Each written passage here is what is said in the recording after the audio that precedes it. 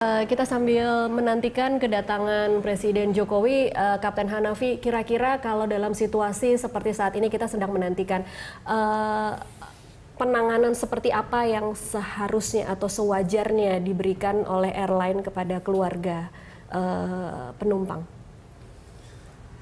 Biasanya perhatian seperti itu diberikan full kepada anggota keluarga atau kepada penumpang, dan biasanya memprioritaskan keluarga.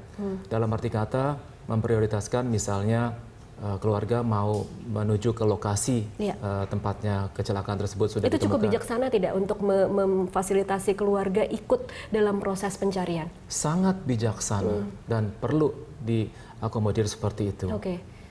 Karena itu suatu apresiasi bagi para keluarga korban kepada pihak airline untuk memberikan sarana kepada anggota keluarga untuk menuju ke lokasi. Barangkali ada yang bisa diperbuat, misalnya membantu evakuasi, membawa jenazah ke dalam ambulans ke rumah sakit atau dibawa pulang ke rumahnya masing-masing. Dan itu sangat berharga sekali buat penumpang. Buat keluarga penumpang. Buat keluarga penumpang. Secara SOP sebenarnya apa yang kemudian harus dilakukan oleh sebuah maskapai ketika terjadi krisis seperti ini? Secara teknis dalam hal ini kita semuanya kan punya bagiannya masing-masing. Dalam hal ini bukan bidang saya untuk menceritakan atau mengutarakan SOP seperti itu. Bukan bidang saya, bukan bagian saya untuk menceritakan seperti itu. Kalau kita kembali lagi terhadap penemuan yang apa yang kita saksikan hari ini, bagaimana kita melihat ada puing-puing, kemudian ada pintu darurat yang ditemukan. Apa yang bisa menjadi catatan atau apa menjadi poin penting yang Anda lihat dari penemuan hari ini? Seperti yang sudah terjadi, pesawat kemungkinan besar tidak akan mungkin pecah meledak di atas, kecuali kalau ditembak seperti kasus Ukraina. Kalau selama kasus yang terjadi selama ini tercerai-berai atau pecah itu pada saat menyentuh bumi atau menyentuh lautan. Apa yang terjadi ketika pesawat dari ketinggian 32.000 kemudian jatuh ke laut? Apakah kemudian akan mengalami kerusakan atau tetap utuh di dalam dasar laut? Tergantung posisi jatuhnya seperti apa. Tapi kalau kita lihat barusan mengenai jenazah yang sudah ditemukan, let's say utuh ya, kemungkinan besar pesawat ini tidak menghantam bumi seperti gravitasi, jatuhnya suatu benda ke bawah seperti itu pasti hancur berantakan dan berkeping-keping. Walaupun memang terjadi atau terlihat kepingan-kepingan pesawat tadi, tapi kita tidak melihat kepingan tubuh manusia kan. Karena kalau dari ketinggian seperti itu seharusnya semuanya hancur begitu? Semuanya hancur. Even kalau seandainya menyentuh laut dari ketinggian yang sangat tinggi seperti itu, pasti hancur. Jadi artinya kalau yang kita saksikan seperti ini berarti pesawat dalam posisi seperti apa, Kapten? Nggak bisa menduga-duga ya Mbak ya, tapi kalau kita lihat dari logika saja, masih ada jenazah yang boleh dikatakan utuh, kemungkinan besar tidak jatuh bebas seperti yang terjadi di Air France yang butuh waktu hanya 3,5 menit. Tidak secepat itu artinya mungkin jatuhnya. Berdasarkan fakta yang kita lihat di lapangan yang ditemukan. Kalau SOP pendaratan darurat di laut, sebenarnya kan kita selalu diberikan briefing ketika sebelum take off.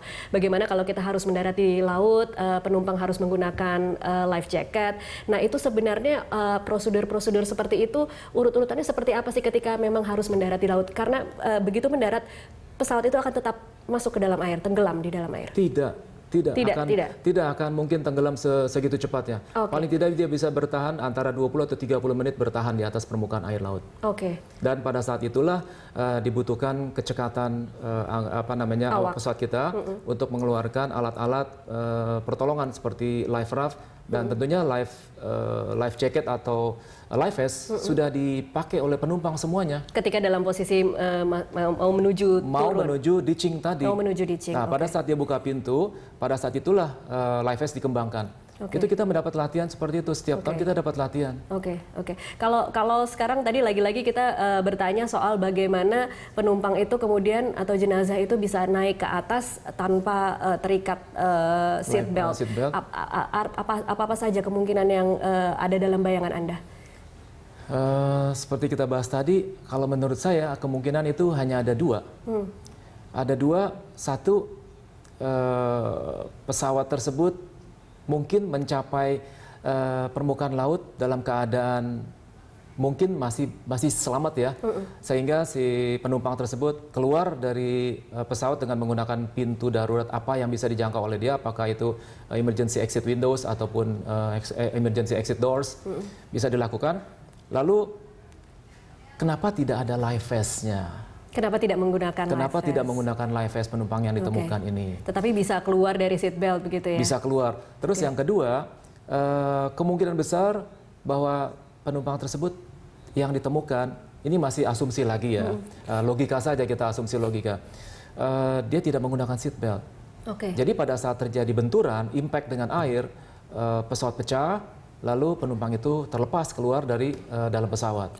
Kalau kemudian bicara tentang skenario bagaimana pesawat itu jatuh dan tenggelam di dasar laut, apa yang terjadi pada ILT yang seharusnya mengeluarkan sinyal, Kapten Hanafi?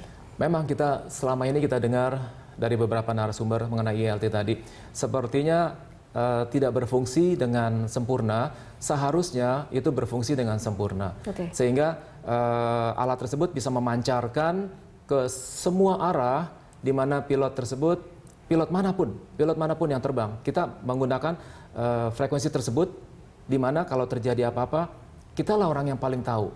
Kalau kita terbang di sekitar situ, di sekitar terjadinya kecelakaan, karena tentunya dia punya transmitternya juga mempunyai batasan range ataupun jaraknya. Kalau kita di luar dari jarak yang dipancarkan oleh antena tersebut, kita nggak bisa nangkap. Tapi kalau kita terbang di sekitar lokasi kecelakaan, tentunya kita pasti dapat. Dan tentunya semua pilot-pilot yang terbang pada saat itu juga harusnya menerima signal itu. Apa kemungkinan ILT ini tidak mengirimkan sinyal? Saya no comment kalau seperti ini. Seharusnya bekerja. Kenapa mungkin bisa bekerja? Jadi evaluasi kenapa tidak bisa bekerja ya, Kapten Hanafi? Mungkin juga, tapi saya tidak bisa memberikan ulasan kenapa tidak bisa bekerja. Kita akan break dulu, nanti masih akan kita lanjutkan di segmen selanjutnya. Pemirsa tetaplah bersama kami.